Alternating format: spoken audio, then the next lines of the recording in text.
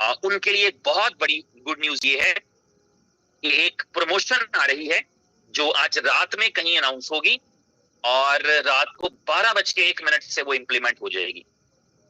तो एक प्रमोशन आ रही है, वो आपको थोड़ी देर में जो है वो अनाउंसमेंट मिल जाएगा, ऑफिशियली भी मिल जाएगा और शायद उमर खान साहब भी उसको अनाउंस कर देंगे। तो एक तो ये है कि एक प्रमोशन आ रही है, उसकी तैयारी करिए, उसको पूरी तरह से अवेल करने के लिए, और वो आपके लिए बहुत अच्छी, बहुत बेनिफिशियल हो सकती है अपने बिजनेस की ग्रोथ के लिए, अपने बिजनेस को बढ़ाने के लिए, अपने बिजनेस को एक्सपैंड करने के लिए। क्योंकि जो प्रमोशंस होती हैं ये भी कहीं ना कहीं वो एक टूल का काम करती हैं, क्योंकि वो हमारे लिए एक, समझ लें कि एक टास्क मिल जाता है, टारगेट मिल जाता है। आपने देखा होगा नॉर्मली जो है वो बहुत सारी कंपनीज वर्ल्ड वाइड, ये सिर्फ नेटवर्क की कंपनीज या क्रिप्टो की कंपनीज का कॉन्सेप्ट नहीं है, इन जनरल कॉन्सेप्ट है कि जब हम कुछ एडिशनल करें तो हमें कुछ एडिशनल मिले तो हम उसके लिए फिर तैयार हो जाते हैं। तो एक तो खुशखबरी ये है कि there is a promotion coming, जो कि थोड़ी देर बाद अनाउंस हो जाएगी। और दूसरा जो है एक और गुड न्यूज ये है कि आपके पास है BFIC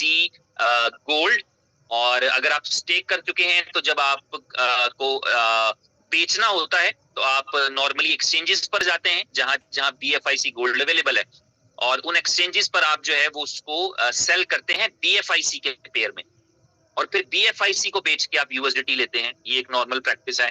इसी तरह जब हमें BFIC गोल्ड चाहिए होता है, अभी तो हमने रिवॉर्ड बेचने की बात की, जब हमें खरीदना होता है क्वाइन BFIC गोल्ड का, तब भी हम एक्सचेंजेस पर जाते हैं, उन तमाम एक्सचेंजेस पर जहां पर BFIC अवेलेबल है।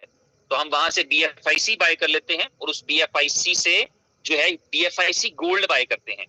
तो गुड न्यूज कह लें आप, या एक नया स्टेप कह लें, आपके जर्नी में एक नई चीज कह लें, वो ये है कि अगले कोई 1 से 2 दिन के अंदर, या शायद इससे भी पहले, इसकी भी प्रॉपर अनाउंसमेंट आ जाएगी।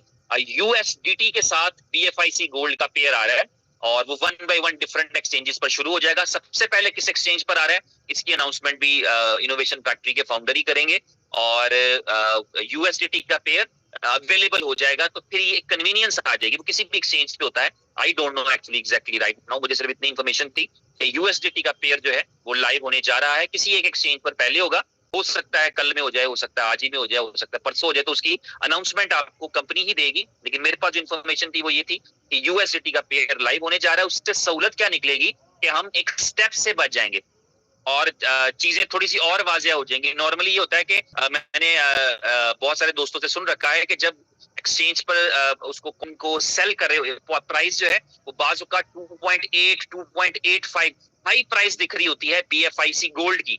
आप सेलिंग के लिए फिर जब कन्वर्ट करते हैं उसको BFIC के अंदर और फिर BFIC को सेल करते हैं, तो जब एंड रिजल्ट निकलता है तो वो 2.5 मुश्किल से बन रहा होता है, 2.45 बन रहा होता है, 2.55 बन रहा होता है। लेकिन आप सोच रहे होते हैं यार अभी तो 2.77 था। तो वो एक मैकेनिज्म जो है BFIC का बाय होना, सेल होना, क्योंकि उसका पेयर सिर्फ एक के साथ था। तो अभी USDT का फायदा ये होगा कि अगर आप वहां पर प्राइस देख रहे हैं $3 का, तो विच मींस कि आपके ऑर्डर प्लेस होने में, ऑर्डर उठने में जो टाइम लगा, उस टाइम के अंदर एक समझ लें माइक्रो सेकंड ही कह लें आप, उसके अंदर वो ट्रेड आपकी हो जाती है। तो आप जितनी प्राइस पे देख रहे हैं अप्रोक्सीमेटली, जैसे कि स्टैंडर्ड कॉइन्स में होता है, क्योंकि टाइम इतना नहीं लगता, सेकंड ही लगता है और सेकंड से भी कम लगता है। तो उससे ये होगा कि आपके लिए थोड़ा पिक्चर क्लियर हो जाता है कि मैं 100 कॉइन्स बेचने के लिए जा रहा हूँ। जो आपने, आपको रिवॉर्ड डेली आता है, आपको पता ही है मल्टीपल टाइप के रिवॉर्ड आते हैं। तो जो रिवॉर्ड डेली आता है, उस रिवॉर्ड को सेल करने के लिए जब आप जाते हैं तो आपको क्लियर पता होता है कि अगर मैं $3 देख रहा हूँ, 100 कॉइन बेच रहा हूँ, तो ये 300 के ही बिकने चाहिए। 300 के बिक गए, या उस ड्यूरेशन के दौरान 301 के हो गए, या 299 के हो गए, लेकिन आपको पता है कि ये वही मार्जिन होता है। जितनी देर में आपका ऑर्डर लगा कि किसी और का ऑर्डर आ गया, तो ऐसे में करके इतना सा फर्क पड़ता है। वो बहुत ज्यादा डिफरेंस हमें देखने को नहीं मिलता है, क्योंकि अभी जो प्रैक्टिस है उसमें हम BFIC गोल्ड को सेल करते हैं तो BFIC मिलता है, और BFIC को फिर सेल करते हैं तो USDT मिलता है। तो उसकी प्राइस कन्वर्जन उसके साथ और उसकी उसके साथ, इस तरह थोड़ा टाइम भी लगता है, थोड़ा कैलकुलेशन में भी हमें उतना अच्छा समझ नहीं आ पाता। तो ये जरा क्रिस्टल क्लियर हो जाएगा हमारे लिए, सबके लिए, जब हम उसको सेलिंग कर रहे हो और इवन जब बाइंग कर रहे हो उस वक्त में भी। तो ये दूसरी बड़ी न्यूज थी। तीसरी एक अहम बात थी जो आज शेयर हुई है, डिफरेंट जगहों पे इस हवाले से हाईलाइट हो रही है चीजें, ग्लोबली इस पे आर्टिकल्स भी चल रहे हैं कि BFIC जो है, जो कि नेटिव चेन है, ब्लॉकचेन है, उसके हवाले से था कि उसका जो टोकन है, उसका जो कॉइन है BFIC, वो दूसरा बड़ा कॉइन है बीटीसी के बाद, जितने इतना मैसिव जो कॉइन था वो रिवॉर्ड की शक्ल में डिस्ट्रीब्यूट किया है। तो सेकंड लार्जेस्ट कॉइन कह सकते हैं आप इसको, या दूसरा बड़ा कॉइन कह सकते हैं। तो ये एक बड़ी अच्छी और पॉजिटिव बात थी कि दुनिया ने इस एंगल से भी देखना शुरू किया है कि आपने रिवॉर्ड डिस्ट्रीब्यूशन करते हुए, और इसका फायदा क्या होता है कि मैसिवली आप डिसेंट्रलाइजेशन की तरफ जाते हैं। जब मैक्सिमम सप्लाईज लोगों के पास होती हैं तो वो मैक्सिमम उतना ही डिसेंट्रलाइज होता है। और प्राइस का फॉर्मूला वो आप सबको पता है, वो किसी के इख्तियार की चीज नहीं होती, उसमें कोशिश कर रहे होते हैं लोग भी, कम्युनिटीज भी, क्वाइन के होल्डर्स भी। यानी आज अगर सारे लोग बीटीसी बेचना शुरू कर दें तो आप क्या समझते हैं बीटीसी की प्राइस क्या होगी? मैं बता सकता हूँ, $2 इज वेरी इजी। अगर सारे बेचना शुरू कर दें तो वो 62,000 या 64,000 वाला बीटीसी $2 का भी हो सकता है। ये कोई ऐसी अनहोनी बात नहीं होगी। But because some people prefer to buy, some people prefer to hold, some people prefer to sell, इस वजह से ये होता है कि प्राइस जो है वो आपका अच्छा, बेहतर या बुरा हो सकता है। 69,000 पे बीटीसी, और फिर बीटीसी 14,000 पे, 14,000 पे, यानी जान ही निकल गई उसकी 400% नीचे।